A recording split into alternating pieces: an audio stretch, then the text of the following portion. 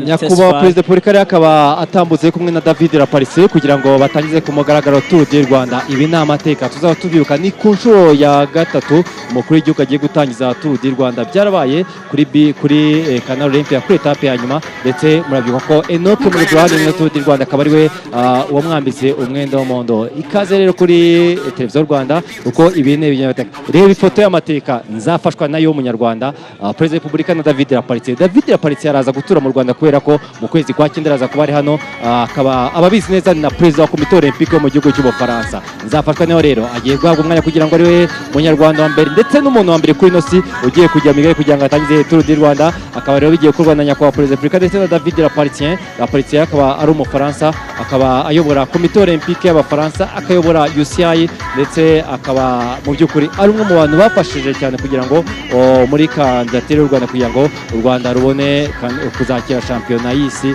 izaba mu kwezi kwa cyenda hano mu Rwanda. Izaba ari icyumweru kigare, izaba ari icyumweru cy'amateka, izaba ari icyumweru cyo kwibuka. Rero akaba rero dutegereje ko isaha igera, kuko isaha mu igare ni isaha. Dore tugeze kuri 29, akaba rero dutegereje mubona ko ni ahantu heza cyane hiteguwe. Ikintu cyose kiratuguye kugira ngo kuko mu by'ukuri bizi kwa kilometero 3.4 rero nibyo bigiye gukinwa hano kuri no prologue ya Tour du Rwanda.